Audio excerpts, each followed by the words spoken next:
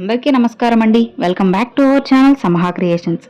ఇక ఈరోజు వీడియో ఏంటి అంటే, మీరు ఏదైనా భూమి కొనాలి అన్నా లేదా త్వరగా ఇల్లు కట్టుకోవాలి అని అన్నా ఒక్కసారి ఇలా చేసి చూడండి, మీకు 100% ఫలితం అయితే వస్తుందన్నమాట. ఇక మీ పూజ గదిలో ఎలాంటి దేవుడి పటాలు ఉండాలి, దేవుడికి నైవేద్యంగా ఏం పెట్టాలి అనేది ఇప్పుడు మనం తెలుసుకుందామండి. ఇక ప్రతి ఒక్కరి జీవితంలో వాళ్ళకంటూ ఒక సొంత ఇల్లు ఉండాలని, ఏదైనా ఒక భూమి ఉండాలని కోరుకుంటూ ఉంటారు.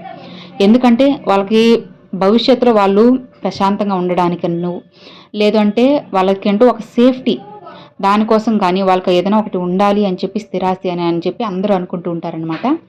ఇక సొంత ఇంటి కల కోసం రాత్రి పగలు ఎంతో కష్టపడుతూ ఉంటారు. అయితే మీరు ఏదైనా భూమి కొనాలి అన్నా లేదా సొంత ఇల్లు కట్టుకోవాలి అన్నా, మీకున్న ఆస్తిపాస్తులు రెట్టింపు అవ్వాలన్నా ఇప్పుడు నేను చెప్పబోయే విధంగా కొన్ని పరిహారాలు, చిన్న చిన్న టిప్స్ పాటించినట్లయితే మీ సంపద అనేది రెట్టింపు అయ్యి 10 తరాలకు తరగని ఐశ్వర్యం మీకు లభిస్తుందన్నమాట.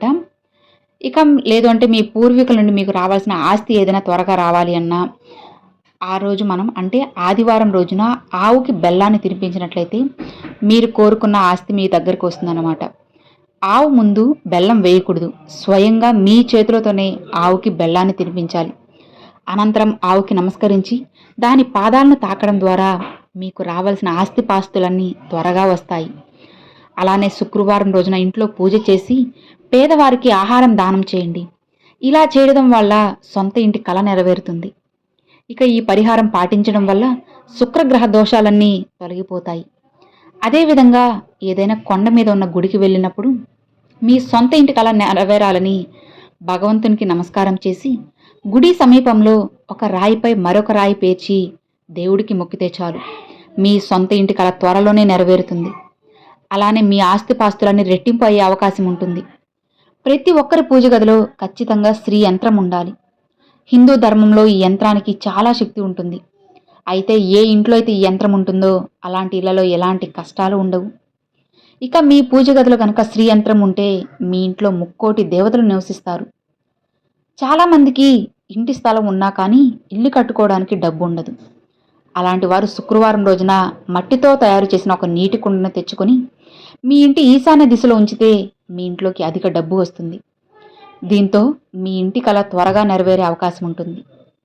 అలానే ఒక మంగళవారం రోజున హనుమంతుని పటం ముందు నెయ్యి దీపం వెలిగించి ఇంట్లో పూజ చేసి ఒక అరకిలో బెల్లం తీసుకొని దాన్ని ఇంటి ముందు గొయ్యి తీసి ఆ బెల్లాన్ని మట్టిలో పాతిపెట్టండి.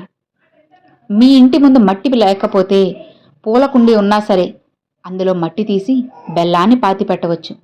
ఇలా చేస్తే సంవత్సరం తిరిగేలోపే భూమాత ఆశీర్వాదం వలన మీరు మంచి స్థలం కొనే అవకాశం ఉంటుంది, లేదా ఒక మంచి ఇల్లు కట్టుకునే అవకాశం ఉంటుంది. అలానే మీరు ఏదైనా గుడికి వెళ్ళేప్పుడు ఒక 5 నిమ్మకాయలను కూడా తీసుకువెళ్ళండి. ఆ నిమ్మకాయలను గుడిలో ఉన్న దేవుని దగ్గర పెట్టి పూజ చేయండి. తరువాత నిమ్మకాయలు ఇంటికి తీసుకొచ్చి మీ ఇంటి ముందు కట్టండి. ఇలా చేయడం వల్ల మీ ఇంట్లో ఎలాంటి సమస్యలు ఉండవు. అలానే మీ ఇంటిపై నరదృష్టి ప్రభావం కూడా ఉండదు. మీ ఇంటి ముందు పక్షులు కానీ కాకులు కానీ వస్తే వాటికి బియ్యం గింజలు వేయండి.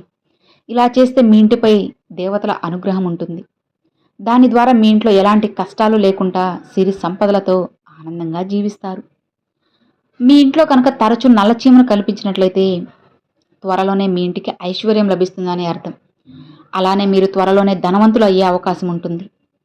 ఇక మీ ఇంట్లో తరచూ నల్లచీమలు కనిపించినట్లయితే వాటికి పంచదారను పెట్టండి. ఇలా చేస్తూ ఉంటే మీరు త్వరలోనే ధనవంతులయ్యే అవకాశం ఉంటుంది. అర్థమైంది కదా? మరొక మంచి వీడియోతో మీ ముందుకైతే వస్తానండి. Thanks for watching friends.